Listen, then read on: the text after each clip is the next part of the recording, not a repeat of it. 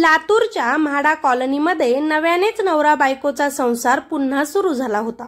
पण त्या संसारात जुने नातेसंबंध, प्रेमसंबंध यांचं सावट होतं. अपूर्ण भावनिक ओढ आणि दोन मनांची न जुळलेली गाठ. सचिन महादेव सूर्यवंशी, वय 40, पेशाने एक मजूर, शरीराने मजबूत पण मनाने साधा. जीवनात फार अपेक्षा नाहीत. काम झालं की घरात बायको आणि 10 महिन्यांची लहान मुलगी, एवढंच त्याचं जग होतं. त्याच्या पहिल्या बायकोच्या निधनानंतर त्याने शांतता शोधण्याचा प्रयत्न केला होता. त्याच्या आयुष्यात जे उद्ध्वस्त झालं होतं ते नव्याने पुन्हा उभं करायचं त्याने ठरवलं होतं. आणि ती शांतता त्याला भेटली सुद्धा. दुसरी बायको भक्तीच्या रूपात. भक्ती वय 30, वयाने 10 वर्षांनी नवरा सचिनपेक्षा लहान होती. तिच्या चेहऱ्यावर निरागसपणा पण डोळ्यांत अस्वस्थता होती. ती बाहेरून शांत दिसायची पण मनातले वादळ तिला चैन पडू देत नव्हते. भक्तीचंही हे दुसरं लग्न. आयुष्यात तिने आधीच तिचं पहिलं लग्न मोडताना पाहिलं होतं. त्या पहिल्या नात्यातील तडे तिच्या मनात अजूनही बोथट वेदनेप्रमाणे राहिलेले होते. नशिबाने तिला पुन्हा संसाराची संधी दिली पण तिचं मन दुसरीकडेच फिरत होतं. सचिन आणि भक्ती लातूरच्या म्हाडा कॉलनीत गेल्या 1 महिन्यांपासूनच राहायला आले होते. आपल्या 10 महिन्याच्या लहान मुलीसोबत. नवीन घर, नवीन सुरुवात, लहान मूल, एक छोटासा संसार. सगळं काही सुरळीत सुरू आहे असेच नवरा सचिनला वाटत होते. पण भक्तीचं मन मात्र पूर्णपणे या नव्या संसारात नव्हतं. तिच्या हृदयाच्या कोपऱ्यात अजूनही कोणीतरी होतं. अविनाश किशोर सूर्यवंशी, वय फक्त 21 वर्ष. जवळपास 9 वर्षांनी भक्तीपेक्षा तो लहान होता व तिच्या नात्यातीलच होता. पण भावना कुठं वय नाते पाहून येतात. अविनाश आणि भक्ती यांचं प्रेम प्रकरण 6 वर्षांपासून सुरू होतं. ते प्रेम आजही तुटलं नव्हतं, फक्त थांबल्यासारखं वाटत होतं. भक्तीने दुसरे लग्न केलं पण तिच्या मनानं सुटका केली नव्हती. अविनाश मुंबईत बी फार्मसी शिकत होता पण त्याचं मन मात्र लातूरकडे अडकलेलं होतं, प्रियसी भक्तीकडे. त्यांच्या संवादांमध्ये वेदना होत्या, तगमग होती आणि पुन्हा एकत्र येण्याची एक हताश लढाई होती. ते दोघंही एकमेकांना आता भेटायला लागले. फोनवर जास्त बोलायला लागले होते. हॉटेलला जायला लागले. त्यांच्या नात्यानं मर्यादा ओलांडल्या.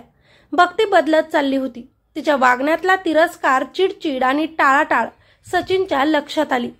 नवरा सचिनला काहीतरी जाणवत होतं. भक्ती नेहमी खोटं बोलून बाहेर जाण्याचा बहाणा करत असे. फोन जास्त वापरत असे. तिच्या नजरेत नवरा सचिनसाठी टाळाटाळ स्पष्ट दिसत होती. आता मात्र सचिनला तिच्यावर संशय आला. त्याने बायको भक्तीवर नजर ठेवली आणि त्याला धक्काच बसला. बायकोचे अनैतिक संबंध त्याला समजले आणि आता सचिन भक्तीला बाहेर जाण्यापासून थांबवू लागला. तिच्यासोबत वाद घालू लागला. चांगला संसार सुरू आहे, लहान मुलगी आहे आपली म्हणत तिला प्रियकर अविनाशला भेटण्यापासून रोखू लागला. काळजी म्हणून नाही तर एक भीती म्हणून. घरात बंद करून जाणं, बोलणं बंद करणं, सतत तिला प्रश्न विचारणं त्याचं सुरू झालं होतं. आणि त्याचं असं बोलणं, वागणं त्यांच्या नात्यातील अंतर वाढवत गेलं. भक्तीला वाटत होतं माझ्या नवऱ्याचा आता माझ्यावर विश्वास नाही. आणि सचिनचं मन म्हणत होतं की माझं कुटुंब पुन्हा तुटू नये, माझा संसार पुन्हा मोडू नये. पण दोघांमध्येही संवाद आता अजिबात राहिला नव्हता. बोलण्यापेक्षा भांडणच त्यांच्यात जास्त व्हायला लागली होती. सचिन घरातून बाहेर पडताना बायकोला घरात बंद करून निघायचा. भक्ती मात्र नवरा कामावर निघून गेल्यानंतर प्रियकर अविनाश सोबत फोनवर बोलायला सुरुवात करायची. माझा नवरा आता मला समजून घेत नाही, तो मला घरात बंद करून ठेवतो, मी आता अशी कशी जगू. भक्तीच्या बोलण्यावर अविनाश म्हणायचा, तू काळजी करू नको, तू फक्त सांग मी आहे तुझ्यासाठी. तू माझी आहेस आणि होतीस. मी तुला अशा त्रासात बघू शकणार नाही. अविनाशने भक्तीच्या वेदनेवर प्रेम नाही तर हक्क आणि अहंकार पाहिला. त्याला वाटले भक्तीचा नवरा सचिन आमच्या नात्यापासून दूर झाला तर भक्ती पुन्हा एकदा त्याची होईल. ते पुन्हा एकदा हक्काने एकत्र राहतील. पण ही विचारधारा प्रेम नव्हती. नवरा भक्तीसोबत असा वागतोय हे त्याला सहन होत नव्हतं. भक्ती मात्र आतून 2 जगांमध्ये अडकली होती, एक संसाराचं आणि एक प्रेमाचं. काही दिवसांनी भक्तीचं आणि तिच्या नवऱ्याचं पुन्हा भांडण झालं. रागाने तो तिला घरात बंद करून गेला. मात्र भक्तीनं रागातच आपल्या प्रियकर अविनाशला मेसेज केला, तो मला आता खूप त्रास देतो, तो आता मला नको आहे. प्रियसीच्या अशा बोलण्यानं त्याला आनंद झाला. अविनाशचं मन भडकटायला वेळ लागला नाही. तो मुंबईतून आजारी असल्याचा बहाणा करून गावी वलंडीला परत आला. मनात एकच गोष्ट होती त्याच्या, आपल्या नात्यातील अडथळा काढायचा, भक्तीच्या नवऱ्याला संपवायचं आणि भक्तीसोबत संसार थाटायचा. घरच्यांनी आता नकार दिला तरीही. त्या दिवशी त्याने आपल्या मित्रांना सांगितलं, मला लातूरला सोड. त्याच्या मित्रांनी त्याला लातूरला सोडलं. पण मित्रांना काय ठाऊक, त्या प्रवासात प्रेम नव्हतं, कट कारस्थान शिजत होतं.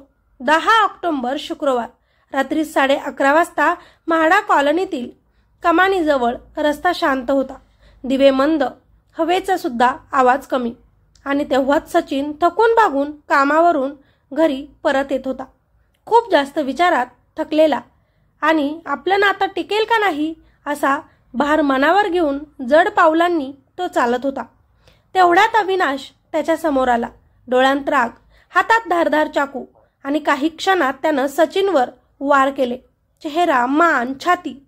अचानक झालेल्या समोरून हल्ल्यामुळे सचिन जमिनीवर खाली कोसळला. जमीन लाल झाली, पण त्याचा जीव सुटला नाही, कारण त्याचा जीव अजूनही त्याच्या लहान त्या निरागस मुलीजवळ अडकून होता. अजूनही तो मृत्यूशी झुंज देत होता. काही लोकांनी त्याला तसं पाहिलं. घाईतच धावपळ झाली. पोलिसांना फोन करण्यात आला आणि तातडीनं सचिनला हॉस्पिटलमध्ये दाखल करण्यात आलं. रक्तस्राव खूप होता. तो जीवाच्या उंबरठ्यावर लटकलेला होता. घटना नोंदली गेली, बातमी पसरली, चौकशी सुरू झाली आणि मग पोलिसांनी सापडलेल्या पुराव्यांवरून दोघांनाही म्हणजेच भक्ती आणि अविनाशला अटक केली. त्यांना न्यायालयाने 3 दिवसांची पोलीस कोठडी दिली. भक्ती सुरुवातीला शांत होती, मग अडखळली, मग डोळे चुकवले आणि मग आवाज कापला. शेवटी अश्रूंनी ओले झालेले शब्द बाहेर आलेच. हो, अविनाश, त्यानेच केलं. मी सांगितलं होतं त्याला माझ्या नवऱ्याला संपवायला. सर्वत्र तिचा आवाज ऐकून शांतता पसरली आणि त्या क्षणी फक्त सचिन नव्हता जखमी, भक्तीचं मनही तुटलं होतं. अविनाशचं आयुष्यही कोसळलं होतं आणि त्यांचं 10 महिन्यांचं एक बाळ निशब्दपणे रडत होतं. या घटनेचा अजूनही तपास सुरू आहे.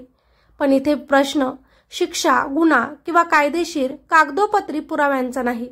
प्रश्न आहे नात्यातली विश्वासाची एक रेषा तुटली की माणूस किती खाली जाऊ शकतो याचा. सचिन अजूनही ICU मध्ये आहे, मृत्यूसोबत झुंज देत आहे. शरीर जखमी आहे त्याचं, पण जास्त जखम त्याच्या मनाला झालेली आहे. एक लहान मुलगी आता आई वडिलांशिवाय मोठी होणार का असा प्रश्न सगळ्यांनाच पडला आहे. मित्र आणि मैत्रिणींनो, खरं तर एक नवरा मृत्यूशी लढतो आहे, एक बायको अपराधाच्या छायेत आहे आणि एक प्रियकर आयुष्याची दिशा गमावून बसला आहे. प्रेम जर समजून घेण्यात नसेल तर ते विनाश बनतं, हे अजिबात विसरू नका. बाकी या घटनेबद्दल तुम्हाला काय वाटतं? तुमच्या प्रतिक्रिया खाली कॉमेंटमध्ये नक्कीच सांगा. व्हिडिओला लाईक करा आणि चॅनलवर नवीन असाल तर आपल्या चॅनलला सबस्क्राईब करायचं अजिबात विसरू नका. भेटूया अशाच एका नवीन क्राईम स्टोरीमध्ये. तोपर्यंत स्वतःची काळजी घ्या आणि सतर्क रहा. धन्यवाद.